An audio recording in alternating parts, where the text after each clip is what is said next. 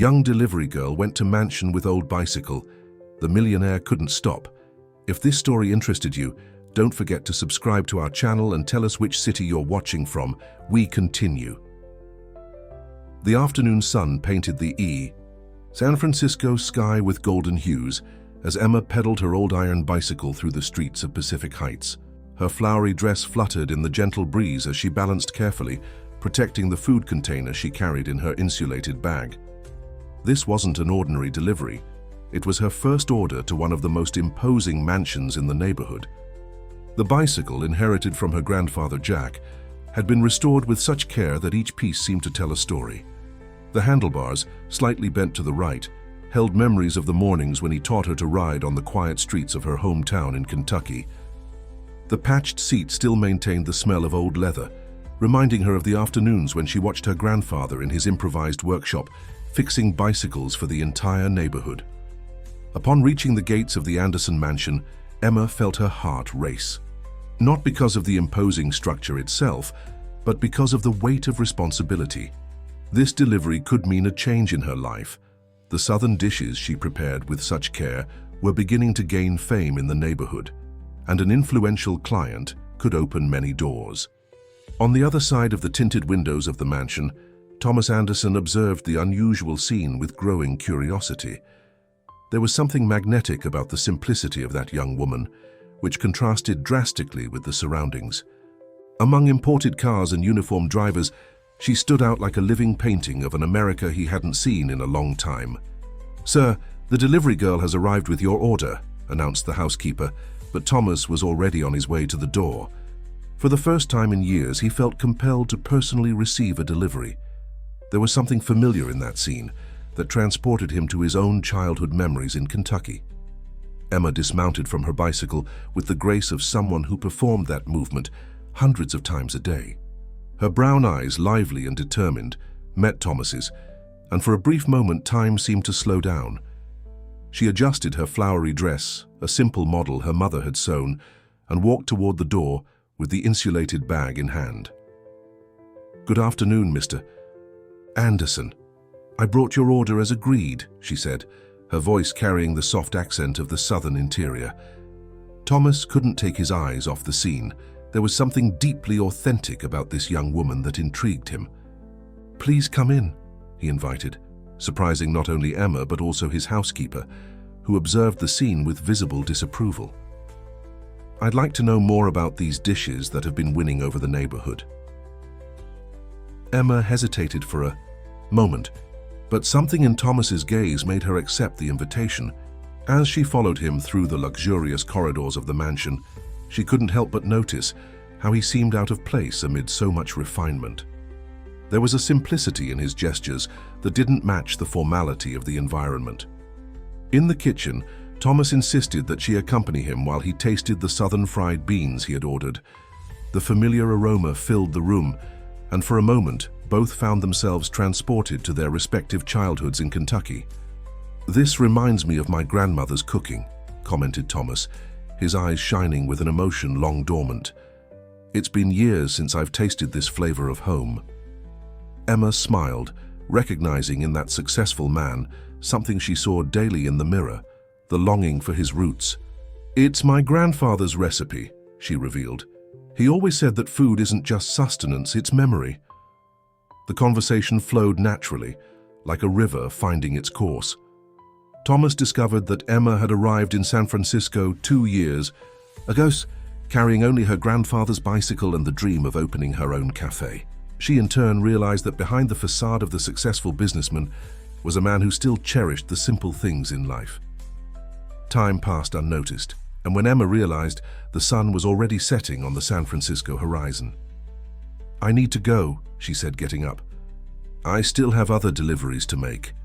Thomas accompanied her to the door, feeling an inexplicable reluctance to see that moment end. He watched as she mounted her bicycle again, her flowery dress dancing in the evening wind. 3 weeks passed since that first meeting, and Thomas found himself increasingly anxious for Emma's deliveries.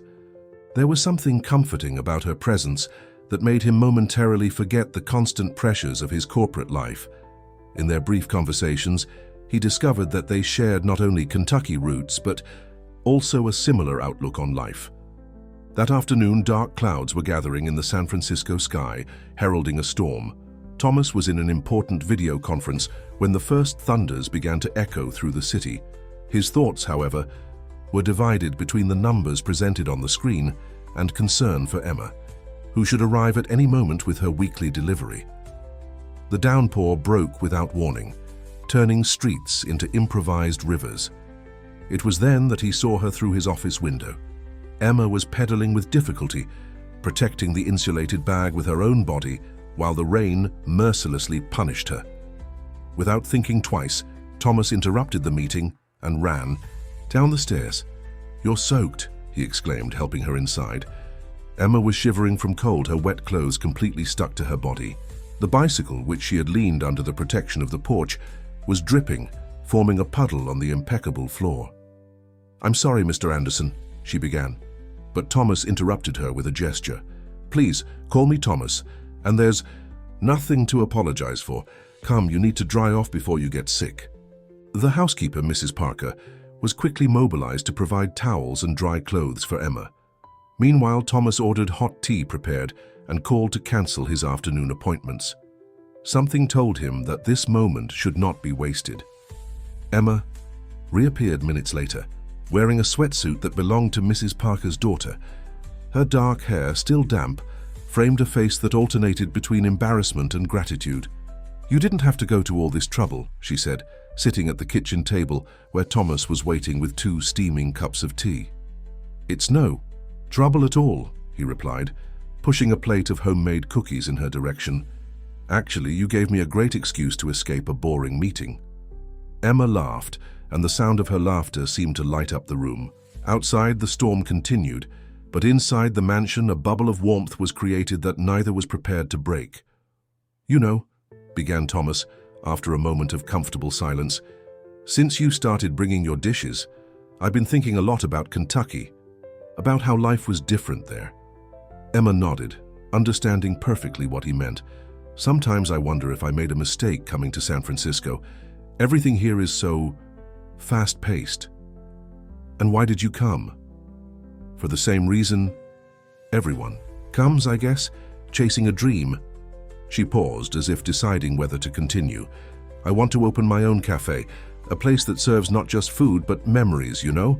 Like the cafes that existed in my town, where people really met, talked." Thomas watched her with growing interest.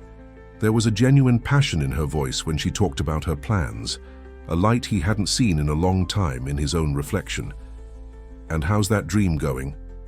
he asked, genuinely interested. Emma sighed, playing with the cup between her hands. "For now it's just deliveries, but each satisfied customer is one step closer, right? At least that's what my grandfather always said." The rain began to diminish outside, but neither seemed to notice. They were immersed in a conversation that flowed naturally, sharing stories of their hometowns, their families, of dreams stored in drawers that were rarely opened. Thomas listened to every word attentively, discovering in Emma a wisdom that went far beyond her years. She spoke of life with a simplicity that made him question all the complications he had created in his own existence. The following weeks brought a new routine to the Anderson mansion. Emma's deliveries, previously weekly, became more frequent, and Thomas began to schedule his meetings so that he would always be free to receive her. The kitchen of the mansion, previously a sterile and little-used environment, came to life with the aroma of southern food and the unpretentious conversations that grew longer each time. On a particularly quiet afternoon, while Emma was organizing the empty containers in her insulated bag, Thomas noticed a small worn notebook that fell from her pocket. The yellowed pages were filled with an old handwriting and carefully noted recipes. "It's my grandfather's," she explained, collecting the notebook with care. He wrote down all the recipes he learned. Some are more than 50 years old. Thomas found himself imagining the old gentleman, whom he knew only through Emma's stories, bent over that same notebook, recording culinary secrets that would cross generations. "It must be quite a treasure," he commented. "It's more than that," Emma replied, her eyes shining with contained emotion. "Each recipe has a story. See this one? She opened to a specific page where a cornbread recipe was noted with meticulous details. It was the first one he taught me to make. I was 8 years old and could barely reach the stove. Thomas observed how she caressed the yellowed pages with reverence. You speak of him with such affection. You must miss him a lot. I do, admitted Emma, but he's in everything I do, in the way I season food, in how I organize deliveries, even in the bicycle. Especially the bicycle. It was then that Thomas realized something that had been before his eyes since the first day. The bicycle was his, wasn't it? Emma nodded, a nostalgic smile on her lips. It was the last thing he gave me before he passed. He said it would take me where I needed to go, as long as I didn't lose the direction of my heart. The silence that followed was charged with emotion. Thomas felt a lump in his throat as he realized the depth of meaning of that simple iron bicycle. It wasn't just a means of transportation, it was a legacy, a promise, a connection to someone deeply loved. You know, he began after a moment, sometimes I wonder if I haven't lost the direction of my heart a long time ago. Emma looked at him curiously, silently encouraging him to continue. I came to San Francisco 20 years ago full of plans. I wanted to build something meaningful, make a difference, but at some point, between one shareholder meeting and another, I forgot why I started. And why did you start? Did you? Emma asked softly. Thomas closed his eyes for a moment, searching in his memories for the answer to that seemingly simple question. I wanted to create spaces where people could meet, share moments, places that would make a difference in people's lives, you know. Like a cafe, suggested Emma, a gleam of understanding in her gaze. Yes, like a cafe, laughed Thomas, realizing the irony. I ended up becoming an executive of a large chain of shopping malls. It's not exactly the same thing, is it? Emma shook her head, thoughtful. Maybe it's not too late to regain that direction. Her words hung in the air, filled with possibilities. Thomas looked out the window, observing the movement of luxury cars on the street, and for the first time in a long time, felt disconnected from that world he had built around himself. Sometimes, he continued, I look at all this and no longer recognize the Kentucky boy who wanted to change the world. It's as if I were living someone else's life. And what's stopping you from changing that? Questioned Emma, her voice carrying a wisdom that went beyond her years. Thomas let out a heavy sigh. Commitments, expectations, responsibilities. It's hard to let go of everything when so many people depend on your decisions. My grandfather always said, we don't need to let go of everything to change something. Sometimes just a small rote deviation is enough to find a better path. Emma's words echoed in Thomas's mind, awakening ideas and possibilities that had long been dormant. He looked at her, admiring how someone so young could carry so much wisdom. The next morning, Thomas could barely concentrate on his meetings. Emma's words about small route deviations kept echoing in his mind. During a particularly tedious presentation about occupancy rates of his shopping malls, his thoughts wandered to Emma's grandfather's recipe notebook and to all the dreams he himself had stored over the years. During lunch, locked in his office, he began researching the cafe market in San Francisco. He studied success stories, analyzed promising locations, made preliminary calculations. The more he delved into it, the more he felt that old passion for creating meaningful spaces rekindling in his chest. When Emma arrived that afternoon with her usual delivery, she found Thomas different. There was a new energy in his movements, a special sparkle in his eyes. Emma, he began as soon as she entered the kitchen, I need to make you a proposal. She looked at him curiously, carefully placing the insulated bag on the table. What kind of proposal? A partnership proposal, he replied, closely watching her reaction. I want to help you realize your dream cafe. Emma blinked a few times, processing the information. Partnership? But why? Because you have something I lost a long time ago, passion for what you do, and I have something that can help you, business experience and capital to invest. Mr. Anderson, Thomas, she corrected herself. I don't know if I can accept. It's a lot of responsibility. Listen, he said, pulling out a chair for her to sit. I don't just want to invest money. I want to be part of the project.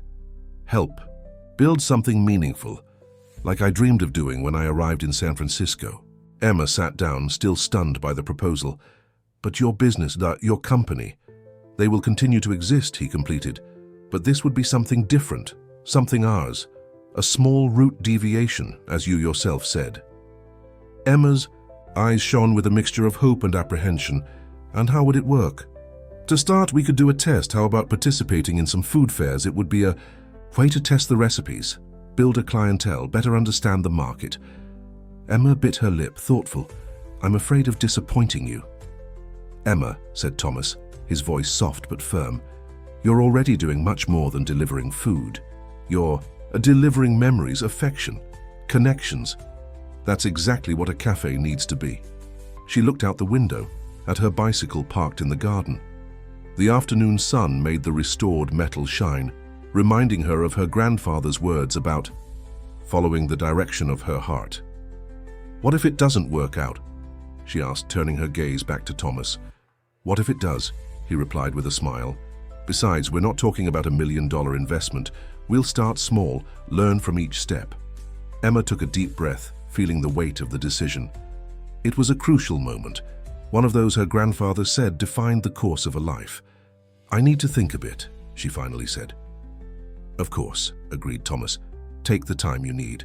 But know that it's not just a financial investment for me. It's a chance to recover something I lost along the way. When Emma said goodbye that afternoon, there was a different energy in the air. Both knew they were on the verge of something significant, bigger than themselves. Thomas watched her pedal down the street, her flowery dress dancing in the wind, and felt a growing certainty that this unlikely partnership could be exactly what both needed. A week after Thomas's proposal, Emma returned to the mansion with an answer.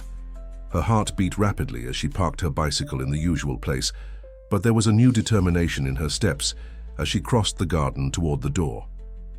I accept, she said, as soon as Thomas received her in the kitchen, but with one condition. I want it to be something genuine, something that maintains the essence of what I've been doing. The smile that lit up Thomas's face was genuine. That's exactly what I hope to hear, he replied, pulling out a folder of documents he had prepared. Actually, I've already started researching some food fairs happening in the city. Emma approached the table where Thomas had spread out brochures and registration forms for various events. The Pacific Heights Food Fair happens in 3 weeks, he explained, pointing to one of the pamphlets. It's a smaller event, perfect for us to start. 3 weeks, Emma's eyes widened. That's very little time to prepare everything. That's why we need to start now, replied Thomas, infected by an enthusiasm he hadn't felt in years.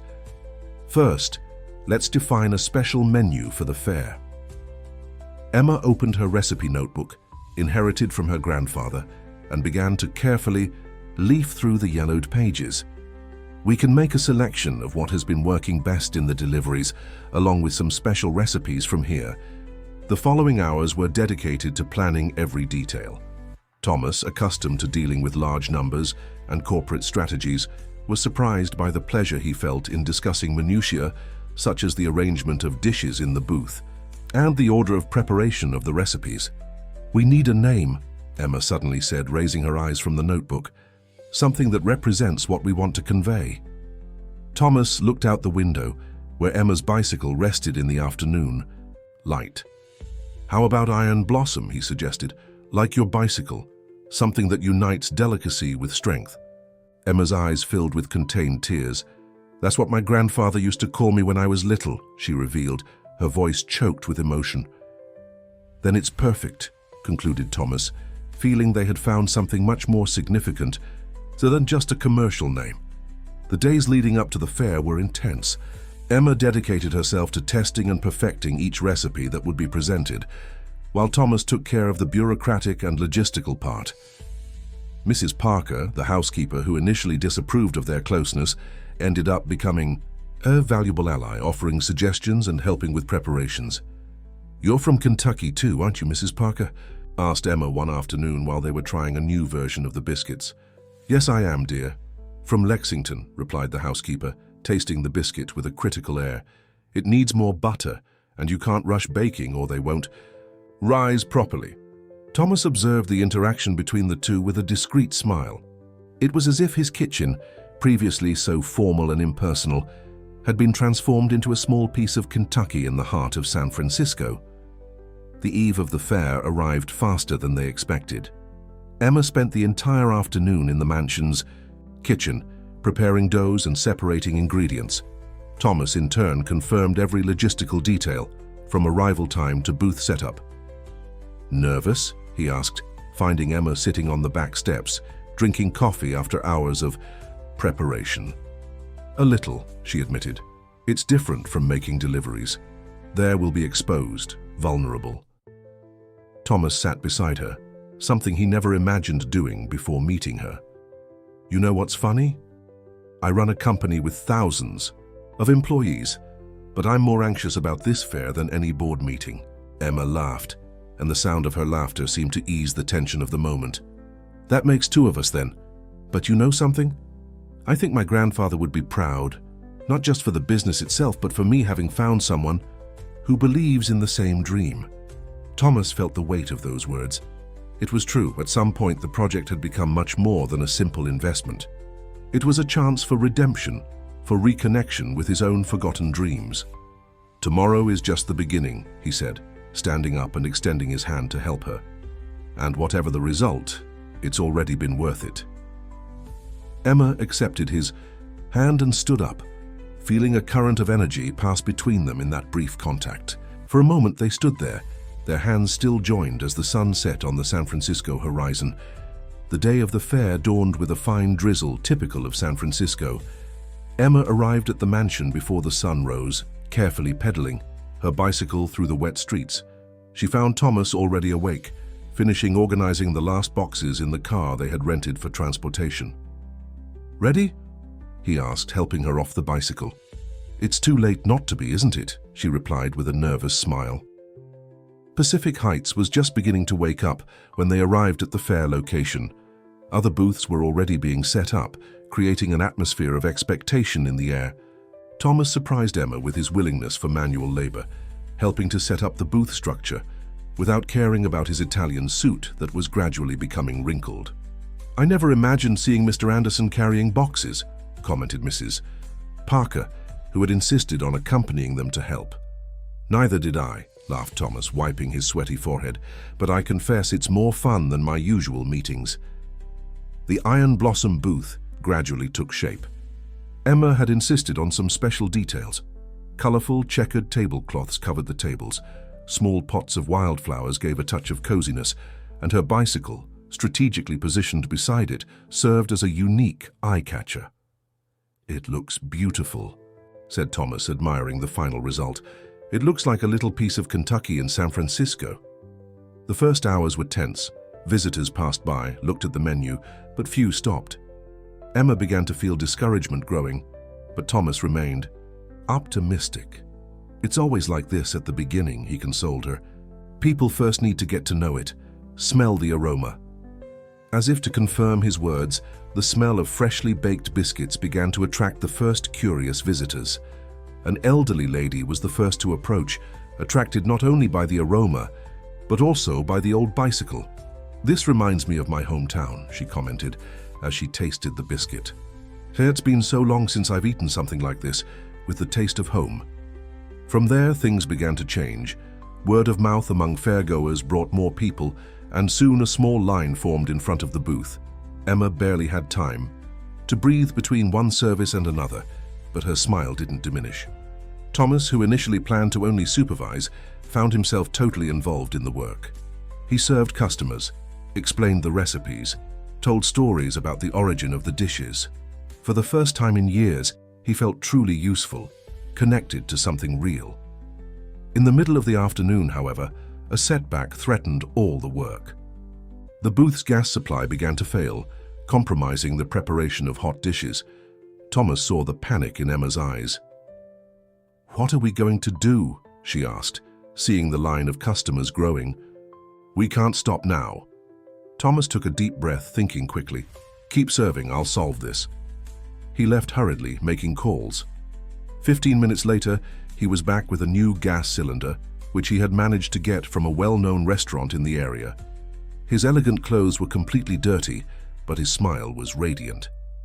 "How did you manage that?" asked Emma, impressed. "Let's just say I still have some useful contacts in the city," he replied with a wink. "Now, let's get back to work." Damsubamun. Rest of the afternoon flowed without major problems. When the sun began to set, marking the end of the fair, Emma and Thomas were exhausted but satisfied. They had sold almost all their stock and, more importantly, received many compliments and requests for business cards. "I think we can call this a success," said Thomas, helping to dismantle the booth. Emma nodded, but there was a shadow of concern on her face. "It was good, but we still have a lot to improve. The logistics need to be more efficient. We need more equipment." Thomas smiled, recognizing in her the same pursuit of excellence that had led him to success in business. "And we will improve. Today was just the first step." In the week following the fair, Emma and Thomas met in the mansion's kitchen to evaluate the results and plan the next steps. The table was covered with notes, spreadsheets, and Emma's inseparable grandfather's recipe notebook. "The numbers are promising," said Thomas, analyzing the spreadsheets he had prepared. "But the most important thing was the contacts we made. Several people asked if we have a permanent location." Emma nodded, mentally reviewing the customers' comments. Many said they missed a place like this in San Francisco, with real food and a welcoming atmosphere. "Maybe it's time to think about something bigger," suggested Thomas, pulling out a folder he kept stored. "I've been researching some commercial properties." Emma's eyes widened. "Isn't it too early? We just did our first fair." "Actually," Thomas hesitated for a moment, "I found a place that I think you need to see. It's small, but it has potential. And most importantly, it has soul." That same afternoon, they went to visit the space. It was on a quiet street in the Hayes Valley neighborhood, far from the luxury of Pacific Heights, but with its own charm that reminded them of small towns back home. It was an old ground-floor house with large windows and a small backyard. "It's been abandoned for a few months," explained Thomas as he opened the door. "The previous owner was an elderly lady who kept an antique shop here." Emma entered carefully, observing every detail. The hydraulic tile floor, although worn, still maintained its original patterns. The walls needed painting, but they were solid. And there was something about the way light entered through the windows that made her feel immediately at home. "That could be the counter," she said, pointing to one of the walls. "And that area would be perfect for tables. The yard. Imagine a garden of fresh herbs." Thomas smiled, satisfied to see the enthusiasm in her eyes. "I knew you would like it.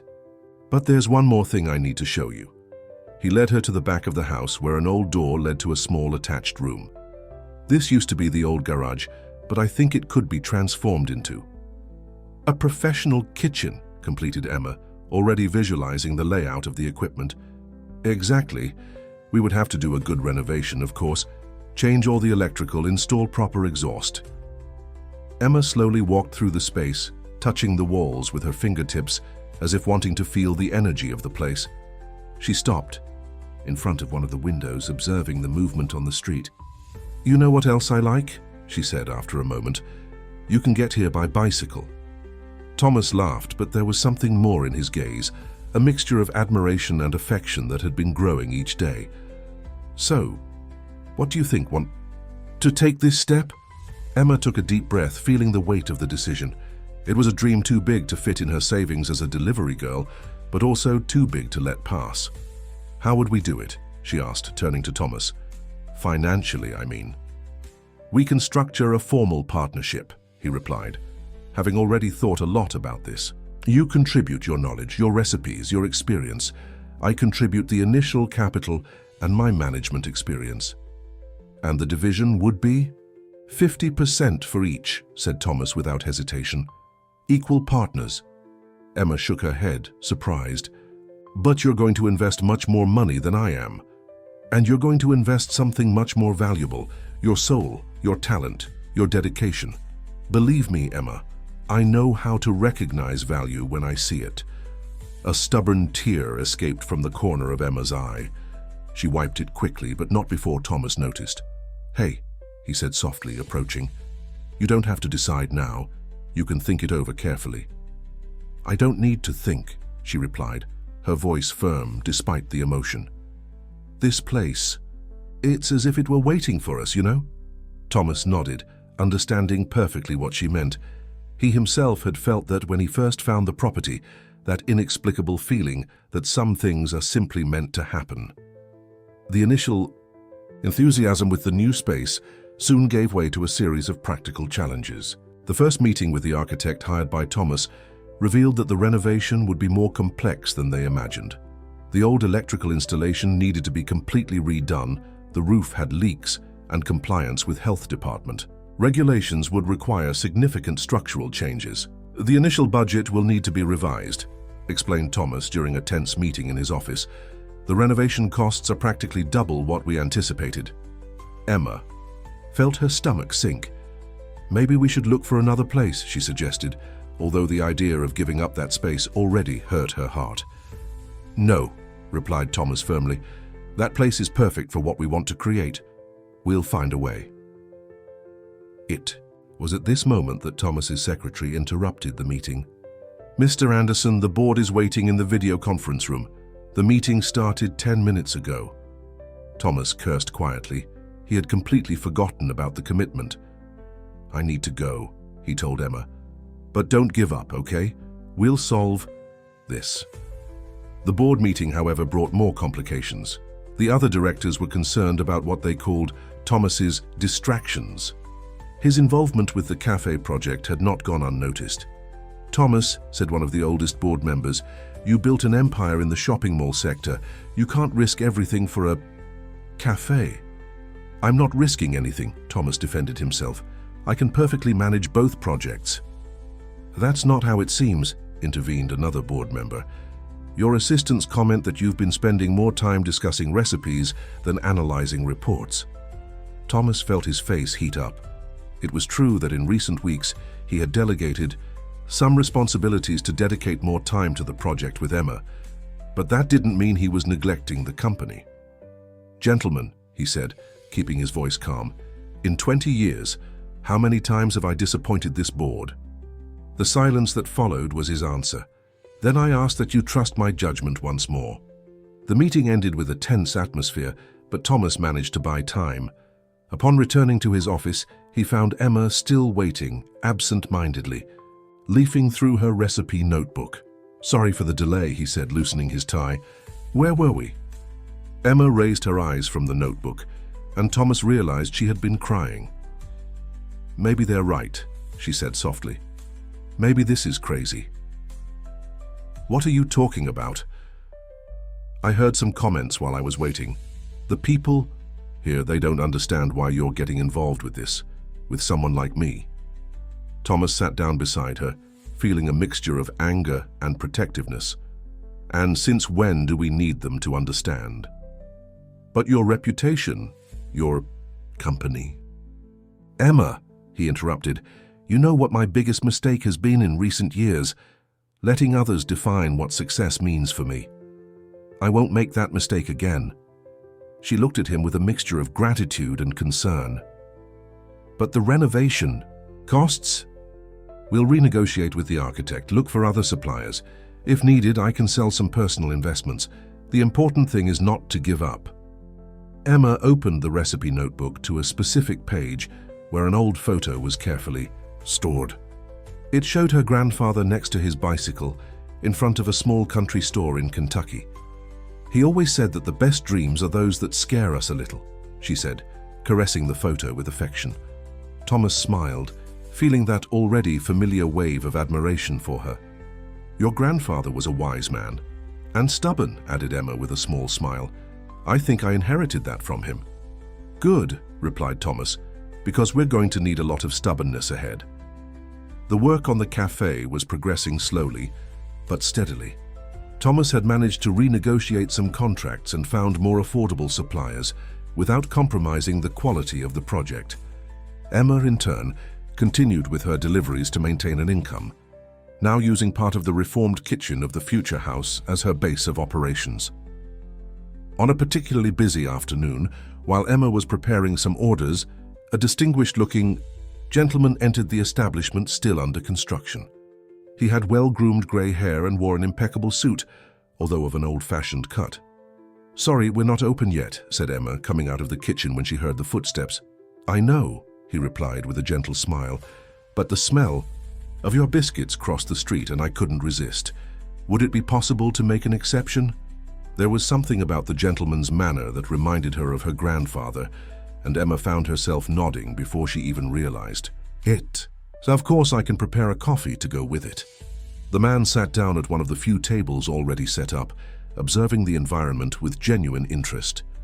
"You're doing interesting work here," he commented, "maintaining the original structure, but giving new life to the space." Emma served the coffee and still warm biscuit, observing how the visitor examined each detail with experienced eyes. "Do you understand architecture?" "A little," he replied modestly, "but I understand more about stories, and this place has an interesting story to tell." At that moment, Thomas arrived, carrying some fabric samples for the curtains. He stopped in surprise at seeing the visitor, but the man stood up with a smile of recognition.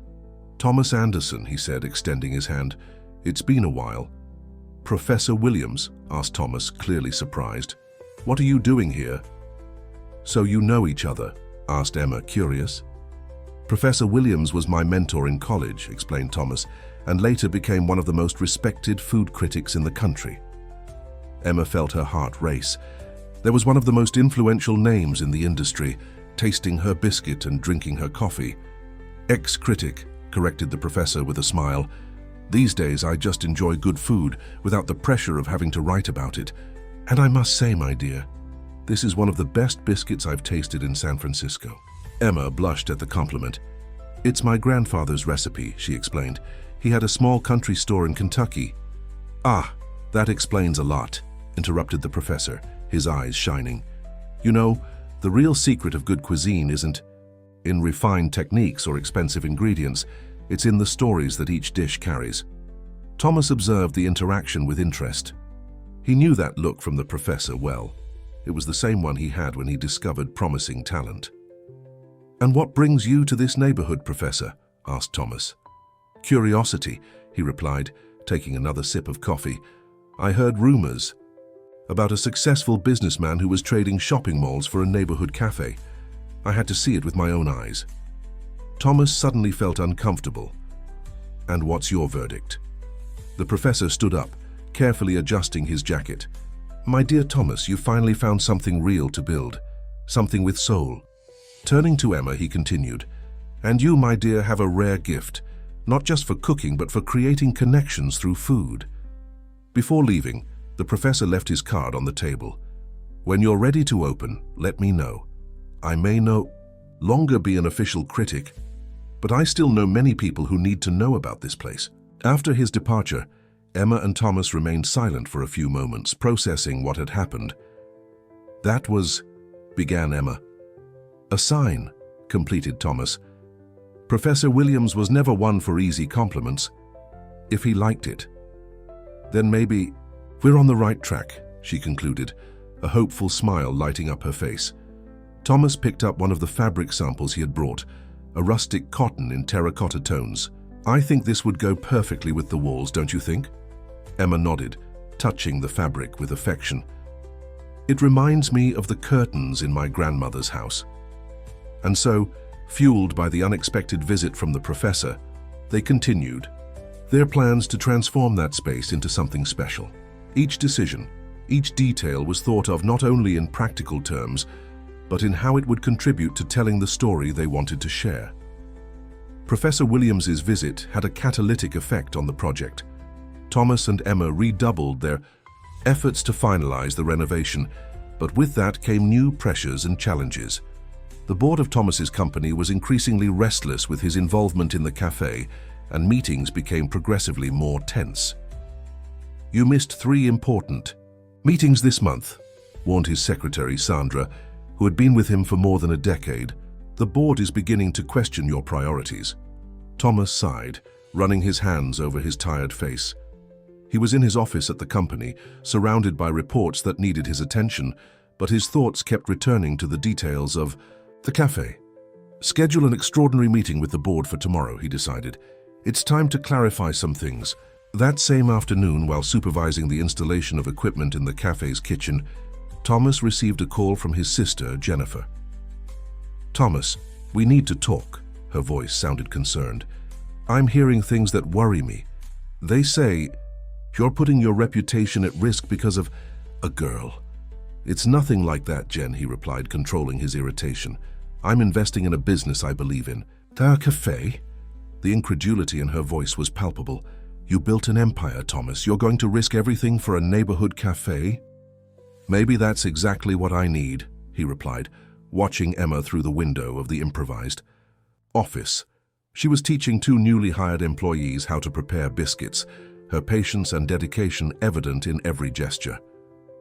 "Thomas, please," insisted Jennifer. "Think carefully about what you're doing. You have a position to maintain." An image, he interrupted, his voice firm. "That's exactly what I want to talk to the board about tomorrow, about the difference between image and reality." After hanging up, Thomas remained thoughtful, observing the street movement through the window. The neighborhood was changing. New stores were opening. The young audience was increasing, and there was a different energy in the air. Emma entered the office, bringing a cup of coffee. "You look worried," she commented, placing the cup on the desk. "Just thinking," he replied, accepting the coffee with a grateful smile. "Tomorrow I have an important meeting with the board." "About the cafe?" she asked, sitting in the chair in front of his desk. "About everything," he sighed. "About choices, priorities, about being true to what we believe in." Emma was silent for a moment, watching the workers' movement through the window.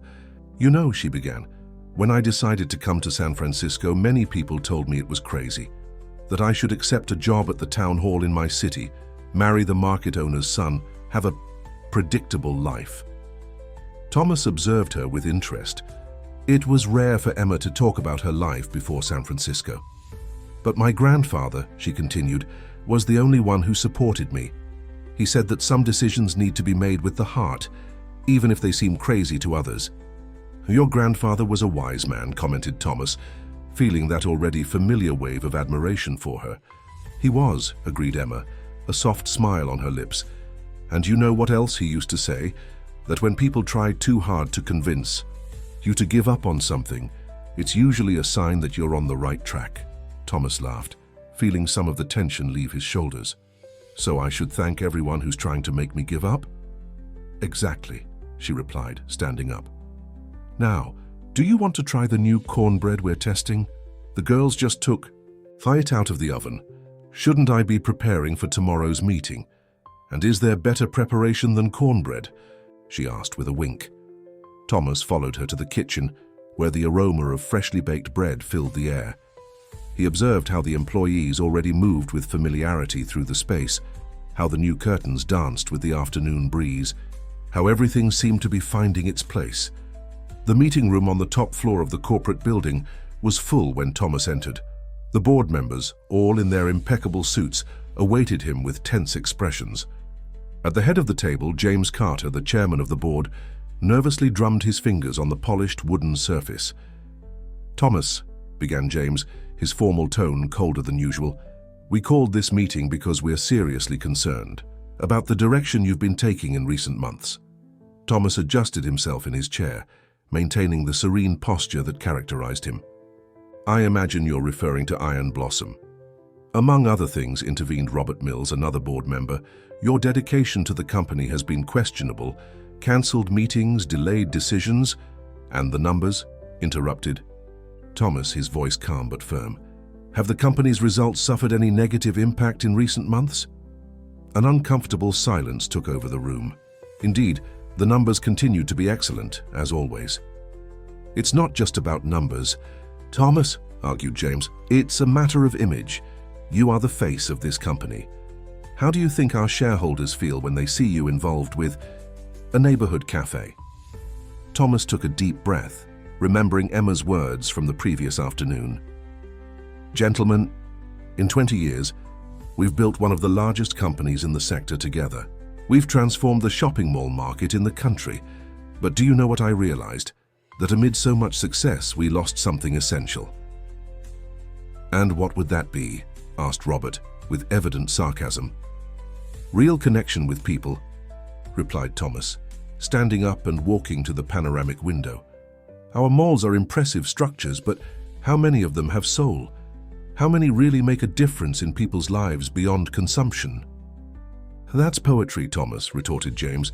"Business is business."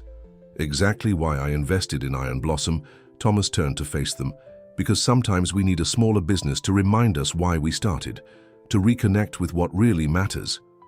"And this partner?" questioned another board member. "A simple delivery girl? Do you have any idea what people are saying?" Thomas felt his blood boil, but maintained his composure. "Emma has more talent and integrity than many executives I've known, and yes, she started as a delivery girl, just as I started selling space in a small shopping center in the suburbs." The silence that followed was different from the previous one. There was a weight in Thomas's words that couldn't be ignored. "What exactly are you proposing?" James finally asked. "I remain committed to the company as I've always been," replied Thomas, "but I will also continue with the cafe project. If that's incompatible with my position on the board, I'm prepared to deal with the consequences." "You're willing to risk everything because of this project?" asked Robert, incredulous. "I'm not risking anything," replied Thomas with a serene smile. "I'm finally investing in something that makes me remember why I chose to be a businessman in the first place." Before anyone could respond, Thomas's secretary entered the room hurriedly. "Sorry to interrupt, but it's urgent," she said, handing him an envelope. Thomas opened the envelope and quickly read its contents. His face lit up with a smile that the board members hadn't seen in a long time. "Gentlemen," he said, placing the paper on the table, "we've just received an advance report from Gastronomy and Business magazine. Professor Williams has written an article about promising new ventures in San Francisco, and guess which one is the highlight?" The board members looked at each other, some picking up their copies of the article to read. "Iron Blossom, Where Tradition and Innovation Meet," James read aloud. "A project that promises to revolutionize the concept of cafes in San Francisco, led by a talented young chef and one of the most respected businessmen in the country." Thomas observed the board members' expressions gradually change as they read the article. Professor Williams was one of the most respected voices in the sector, and his endorsement couldn't be ignored. "Perhaps," James finally said, "we've been hasty in our judgment." "Perhaps," agreed Thomas, keeping his copy of the article, "it's time for all of us to learn to see beyond appearances." While Thomas faced the board, Emma was immersed in the final preparations for the cafe. The industrial kitchen was finally complete, with all equipment installed and tested. The aroma of fresh coffee and warm biscuits filled the environment as she trained the new team. "The secret," she explained to the employees, "isn't just in the recipe. It's in the care, the attention to details." Her skilled hands shaped the biscuit dough with the precision that only years of practice can bring. Each one needs to be the same size, not just for presentation, but to bake evenly. That's when Mrs. Parker hurriedly entered the kitchen. Thomas's housekeeper, who initially showed so much resistance, had become one of the project's biggest supporters. "Emma, you need to see this," she exclaimed, brandishing a magazine. "Professor Williams, he wrote about you two." Emma took the magazine with trembling hands, hardly believing what she read. The article wasn't just complimentary. It was a declaration of faith in the project she and Thomas were building. "In Iron Blossom," she read aloud, "we find something rare in today's culinary scene: authenticity. Each dish tells a story. Each detail of the environment reveals a care that goes beyond the commercial. It's a place that reminds us why we love food in the first place." The employees gathered around her, sharing her excitement. Professor Williams was a respected name, and his endorsement meant much more than simple publicity. "This deserves a celebration," declared Mrs. Parker. "I'll prepare that special afternoon tea that I only make on important occasions."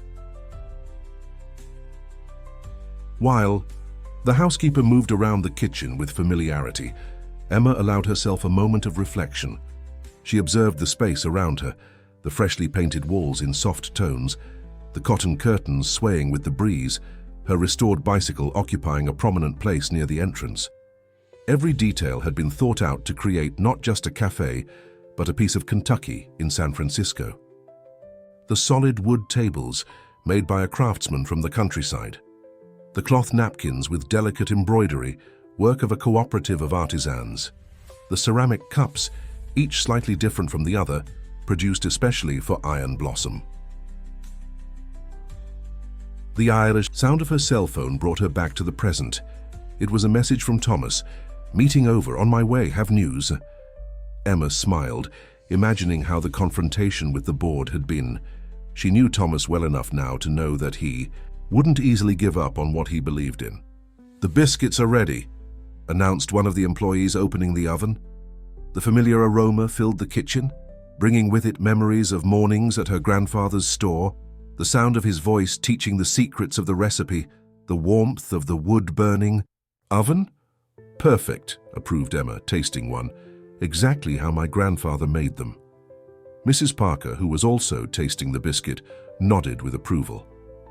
"You know, Emma," she began with a wise smile, "when you first came to the mansion, I confess, I was worried. I thought it was just another adventure of Thomas's." Emma blushed slightly but let the housekeeper continue. "But now I see I was wrong," continued Mrs. Parker. "You brought something that was missing not just for him, but for all of us.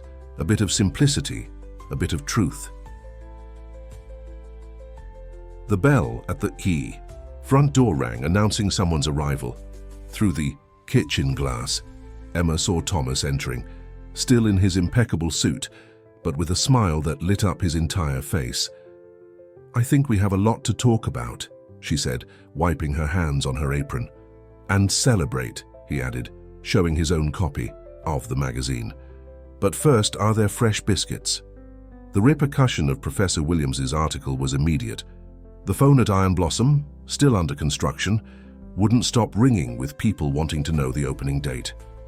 The cafe's social media, newly created, was gaining followers every hour. The small project that had been born from an unlikely encounter was quickly becoming one of the most anticipated places in San Francisco. However, March arrived, bringing with it the traditional San Francisco rains, and with them, an unexpected challenge. A strong storm hit the city during the early hours, causing flooding in several neighborhoods. Emma, who was sleeping in the small apartment she had rented near the cafe, was awakened by the sound of water. Hurriedly putting on a coat over her pajamas, she pedaled to the cafe, facing the partially flooded streets. Upon arriving, her heart almost stopped. Water was coming in through the gap of the back door, threatening all the work of recent months. With trembling hands, she called Thomas. "Hello?" His voice sounded sleepy. "Thomas, it's an emergency. The cafe, water, is coming in." In less than half an hour, Thomas arrived at the location, finding Emma and some employees who lived nearby trying to contain the advance of water with towels and squeegees. "The kitchen equipment," exclaimed Emma, desperate. "If the water reaches them—" "Calm down," said Thomas, already taking off his jacket and rolling up his shirt sleeves. "We'll solve this." The following hours were of intense work. Neighbors, seeing the movement, joined in to help. Mrs. Parker appeared with hot coffee and bread for everyone. Amidst the chaos, a chain of solidarity formed that deeply touched Emma. "Look at this," she commented to Thomas as they watched the group working. "We haven't even officially opened and we already have a community." Thomas smiled, even exhausted. "It's because it's not just a cafe, Emma. It's a dream that people want to see succeed."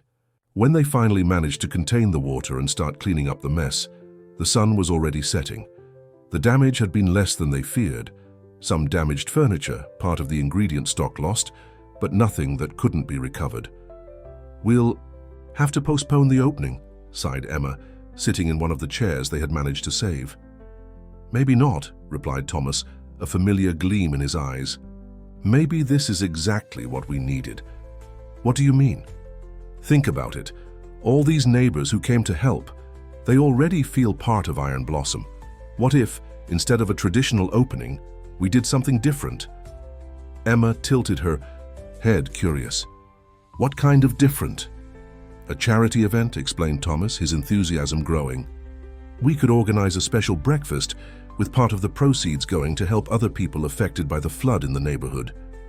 Emma's eyes sparkled with the idea. As a way to give back the help we received today. Exactly. And we can invite everyone who helped to be our first official customers. Emma looked around, at the walls that still showed the marks of water, at the piled-up furniture, at her bicycle that had miraculously been saved. Amid the apparent chaos, she saw possibilities. You know what my grandfather would say? She asked, a smile forming on her lips. What? That sometimes the rain comes not to destroy but to clear the path for something new. Thomas approached, gently touching her shoulder. Your grandfather continues to teach us, even without being here. The moment was interrupted by Mrs. Parker, who entered carrying more hot coffee. There's still a lot of cleaning ahead, she announced with her characteristic objectivity, and you two need to rest a bit. Just a little more, Mrs. Parker, replied Emma, standing up. I want to organize some things in the kitchen before leaving. As she walked toward the kitchen, Emma stopped briefly in front of the wall where her bicycle was displayed. The old companion, witness to so many changes in her life, seemed even more significant now. We keep pedaling, don't we? She murmured to herself, caressing the worn handlebars, even when the path gets difficult. The idea of the charity event quickly took shape. Emma and Thomas decided to hold the opening of Iron Blossom on a Sunday, 2 weeks after the flood. The time frame would be tight for the necessary repairs, but everyone's energy and dedication were contagious. We need a special menu, Emma said during a meeting with the team. Something that represents not only our roots, but also our gratitude to the community. That's when she had an idea. Running to her bag, she took out her grandfather's old recipe notebook. There's a recipe here, she explained, carefully leafing through the pages, that my grandfather only made on very special occasions. It was a recipe for a 3-layer cornbread, each representing the phase of life, the past, the present, and the future. He said it was a bread to celebrate new beginnings, explained Emma, emotion in her voice. Thomas watched, fascinated, as she described each detail of the recipe.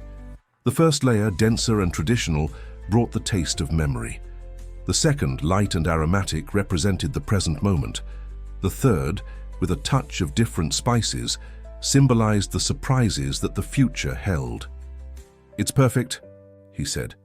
We can make this bread the symbol of the opening. News of the charity event spread quickly through the neighborhood. Local merchants began to offer support. The flower shop on the corner promised special arrangements. The corner market offered discounted ingredients. Even the neighboring parking lot offered to provide free spaces on the day. One afternoon, while supervising the painting of the walls that had been damaged by water, Emma received an unexpected visit.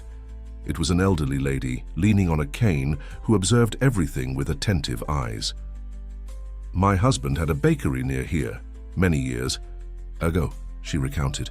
Every morning the smell of fresh bread would wake up the neighborhood. After he passed, I closed the place, but I kept some things. The lady opened a bag she was carrying, revealing old bread molds, some still with the characteristic shine of constant use. I thought perhaps you could give them new life. Emma took the molds with reverence, recognizing in them years of history and love for the craft.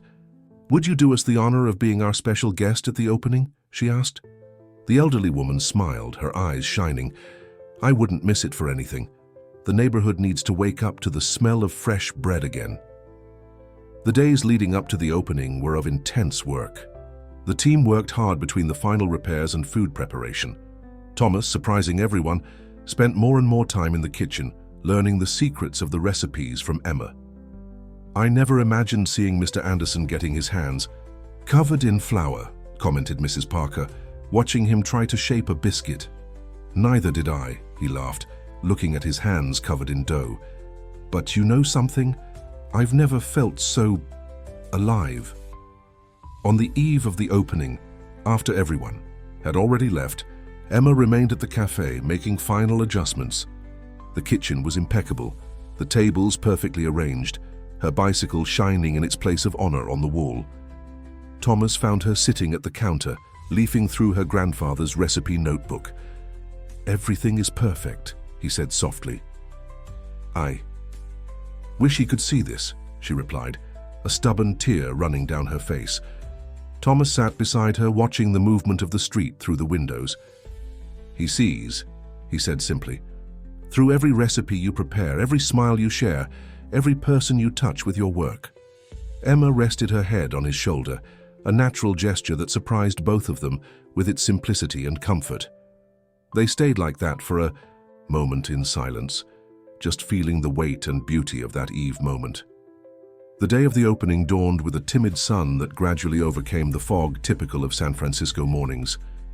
Emma arrived at the cafe when it was still dark, pedaling her bicycle through the silent streets. She found the team already in full activity, the ovens on, the aroma of fresh bread beginning to spread through the air. "Did you sleep well?"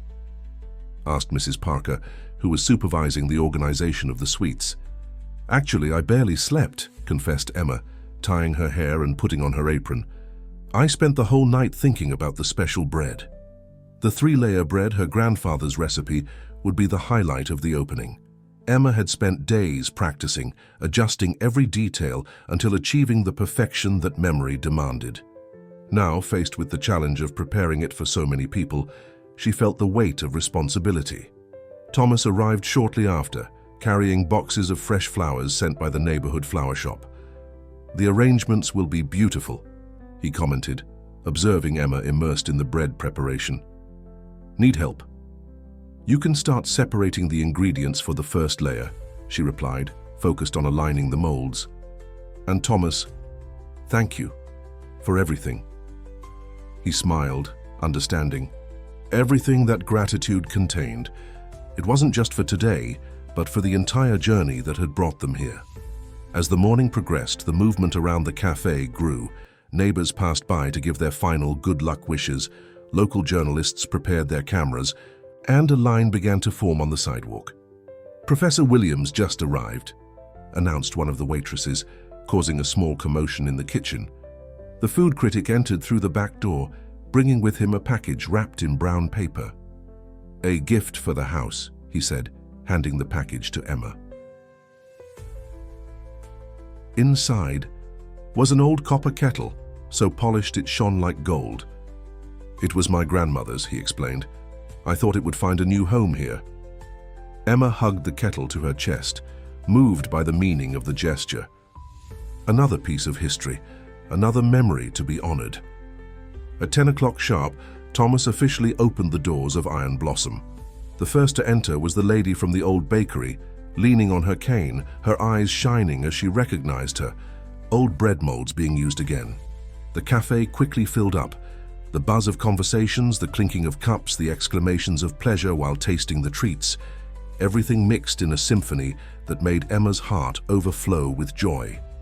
The deep, special bread was served at noon. Emma made a point of personally explaining the meaning of each layer to those present. When she cut the first slice, her hands trembled slightly, but her smile was firm. "The first layer," she explained, "is made with stone-ground cornmeal, like my grandfather used. It represents our roots, our memories." The guests tasted in respectful silence, many closing their eyes upon feeling the familiar flavor.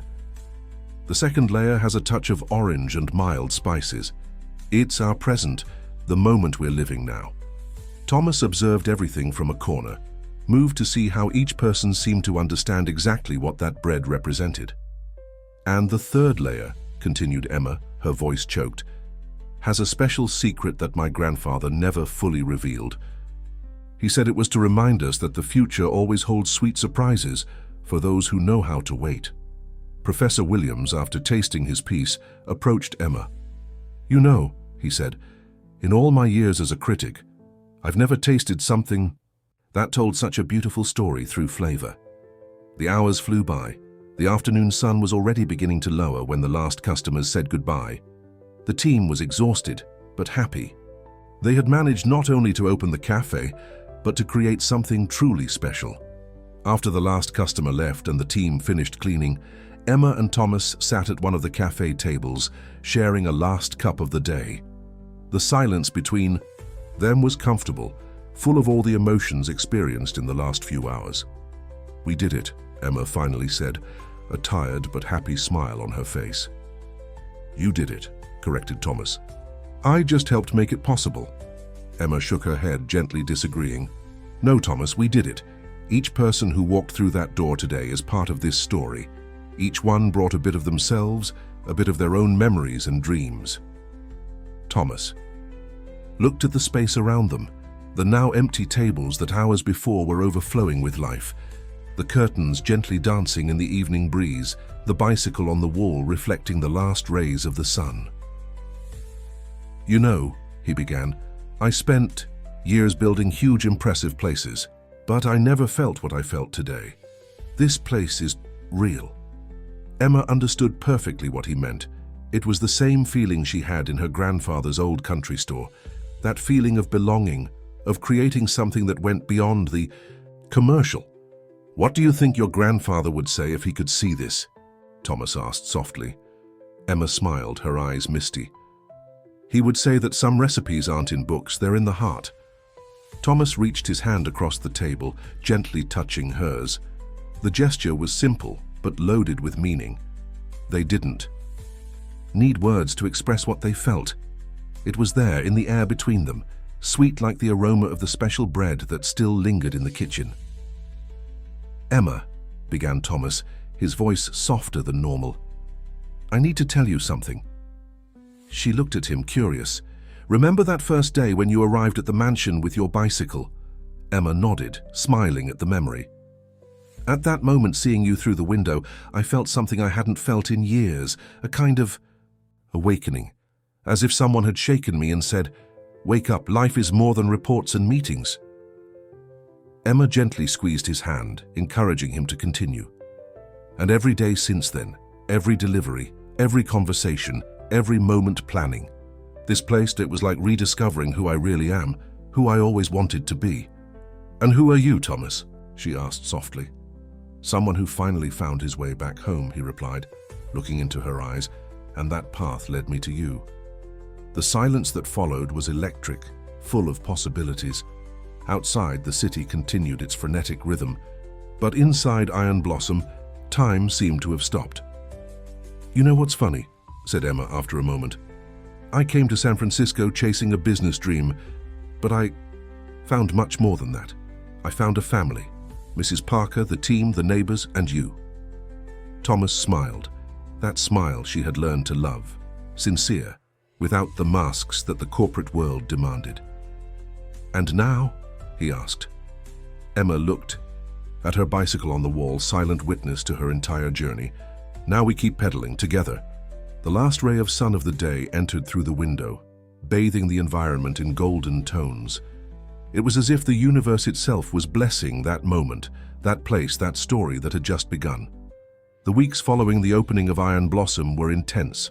The cafe quickly became a beloved meeting point in the neighborhood, with lines forming on weekend mornings and reservations being made days in advance.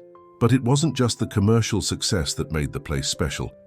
It was the unique atmosphere that Emma and Thomas had managed to create.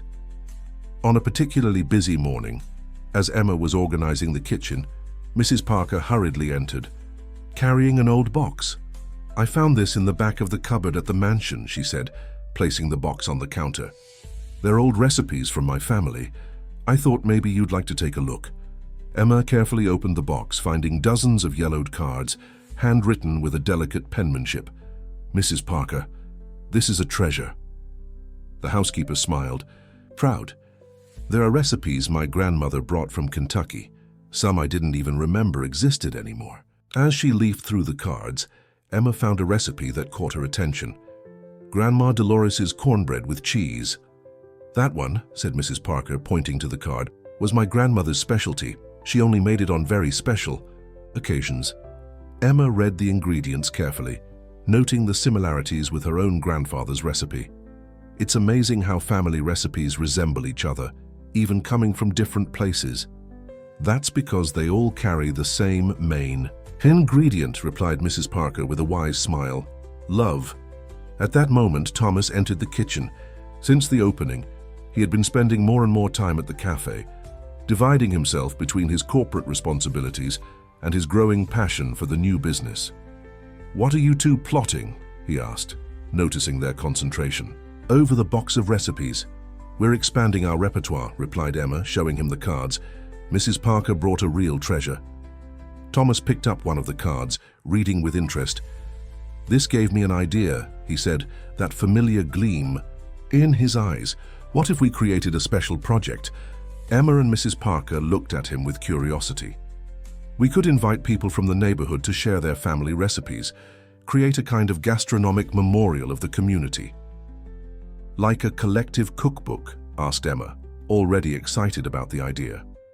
More than that, continued Thomas.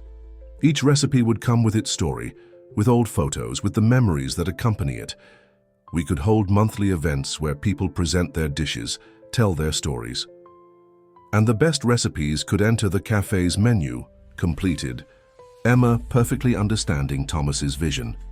Mrs. Parker wiped away a discreet tear. You two are like ingredients that needed to meet to create something special. Thomas and Emma exchanged a meaningful look. Since that conversation after the opening, something had changed between them. They were no longer just partners. They were companions on a journey that went far beyond business.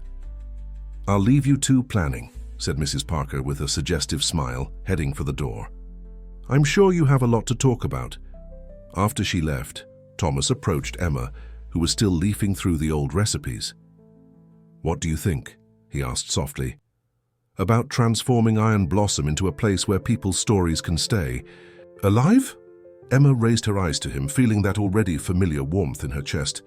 I think that's exactly what this place was destined to be from the beginning. Thomas took her hand, intertwining his fingers with hers. The gesture was simple, but loaded with promises. You know, he said, sometimes I think that first delivery wasn't a coincidence.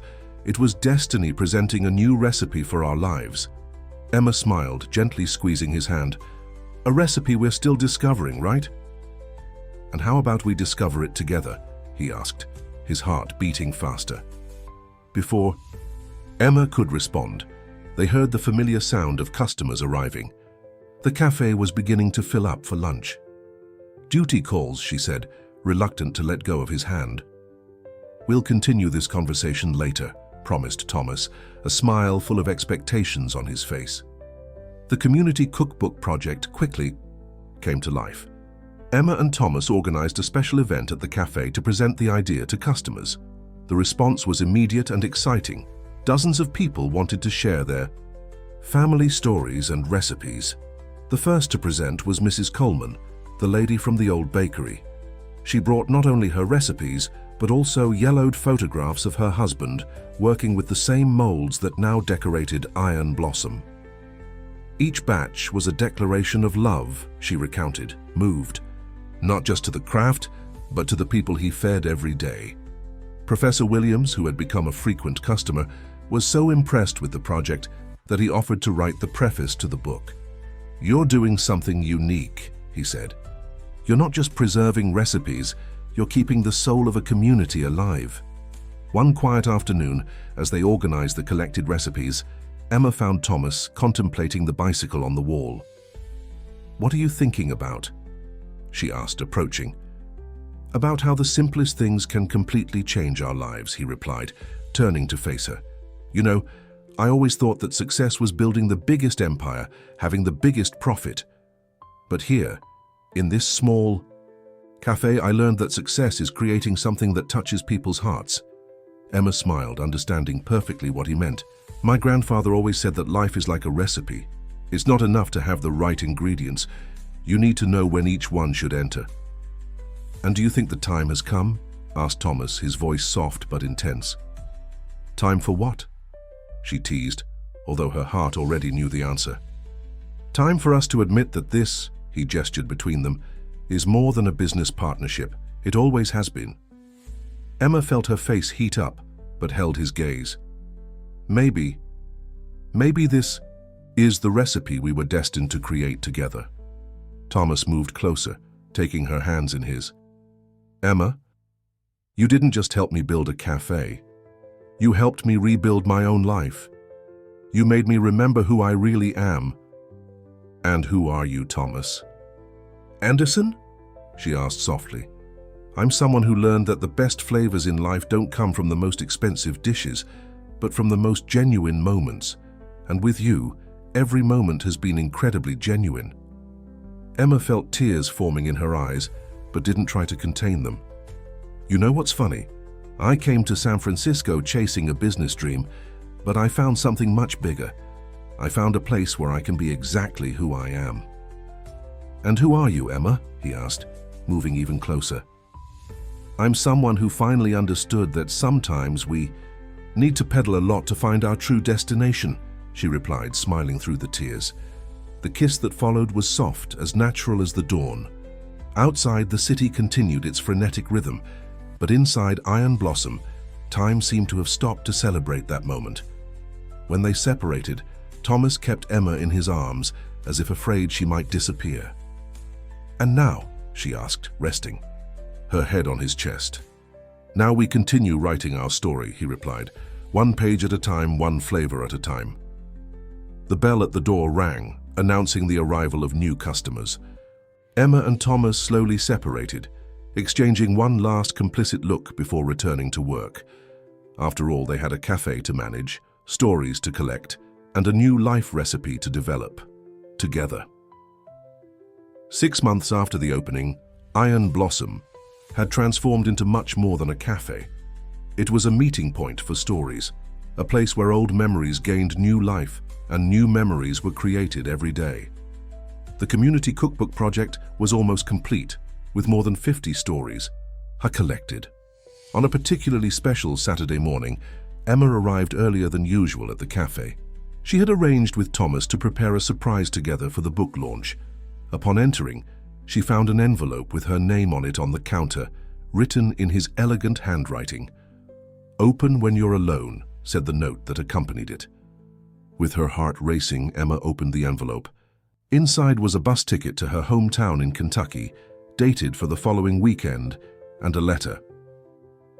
Emma, I've spent the last few days thinking about how to make this moment special, but I realized that the best way would be to follow what we've learned together, keeping things simple and genuine. Iron Blossom was born from an unlikely mix, a businessman who had forgotten his roots and a young woman who carried hers in every recipe. But perhaps it wasn't so unlikely after all. Maybe it was exactly what both of us needed to find each other. Talking to Mrs. Parker yesterday, she told me something that made a lot of sense. Some recipes need time to reach the right point. And I think we've reached that point. That's why I bought this ticket. I want to know the place where your story began. I want to visit your grandfather's old country store, walk the streets you walked, meet the people who are part of your story, and, more than that, I want to ask for your hand in marriage in the same place where you learned your first recipes, because I understood that our story, like Iron Blossom, needs to have deep roots to grow strong. If you accept, I'll be waiting at the bus station on Saturday morning with a suitcase full of dreams and a heart full of love. With all my affection, Thomas. Emma sat down, her legs trembling, tears blurring her vision. Through the cafe window, she saw the rising sun illuminating her bicycle on the wall, the same one that had brought her here, that had carried not just deliveries, but also her dreams. At that moment, she heard the door open. It was Mrs. Parker, who, upon seeing her state, immediately understood what had happened. "He told you, didn't he?" asked the housekeeper with a complicit smile. Emma nodded, still speechless. "You know," continued Mrs. Parker, sitting beside her, "in all these years working for Thomas, I've never seen him so alive, so genuine. You didn't just bring the taste of Kentucky to San Francisco, you brought the soul back to him." "Mrs. Parker," Emma finally found her voice, "how will I manage the cafe if you marry him?" completed the housekeeper with a smile. "My dear, you're already a perfect team. Marriage will just make official what everyone already knows." Emma looked again at her bicycle, remembering all the times she had pedaled through the city, carrying not just food, but also hopes and dreams. My grandfather always said, she murmured, that true love is like good coffee. It needs to be prepared with care, served with affection, and appreciated without haste. And he was right, replied Mrs. Parker. Now how about we start preparing that special bread? We have a cookbook to launch, don't we? Emma smiled, keeping the letter close to her heart. Yes, they had a book to launch, a cafe to manage, and a lifetime ahead to create new recipes together.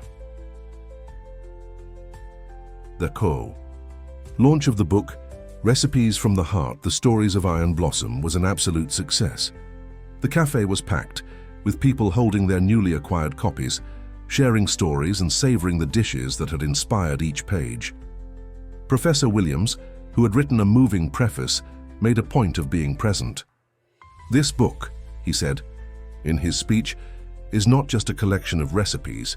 It's a testimony to how food can unite people, create bonds, keep the most precious memories alive. Emma, wearing a flowery dress that resembled the one from the day she met Thomas, circulated among the guests with a special gleam in her eyes.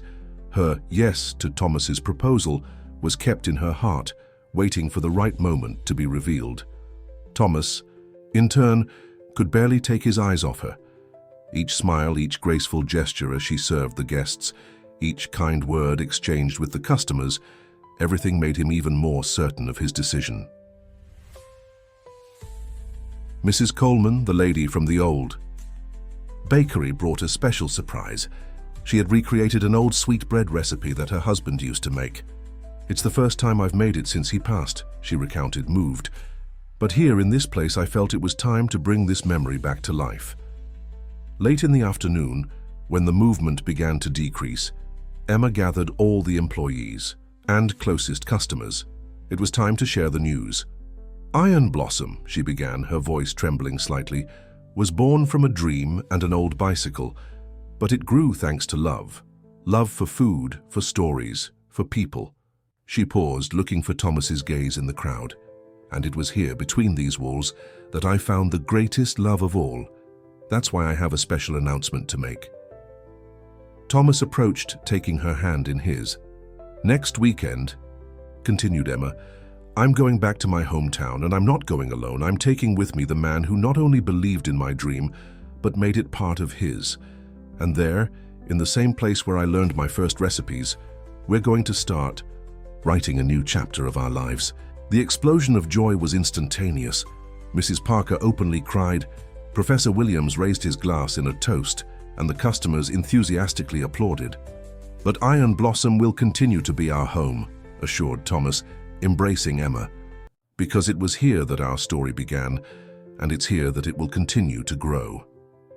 That night, after everyone had left, Emma and Thomas stayed a bit longer at the cafe. Seated at the same table where they had shared so many moments, they observed the bicycle on the wall, the silent witness to their journey. "You know," said Emma, leaning back against Thomas's chest, "my grandfather always said that the best recipe is the one we make with our heart." "And he was right," replied Thomas, gently kissing her forehead, "because it was following that recipe that we got here." Outside, San Francisco continued its frenetic rhythm. But inside Iron Blossom, time had a different flavor. The flavor of love, memories, realized dreams, and promises of an even sweeter future. And the bicycle? Well, it would continue there on the wall, silently telling everyone who entered the store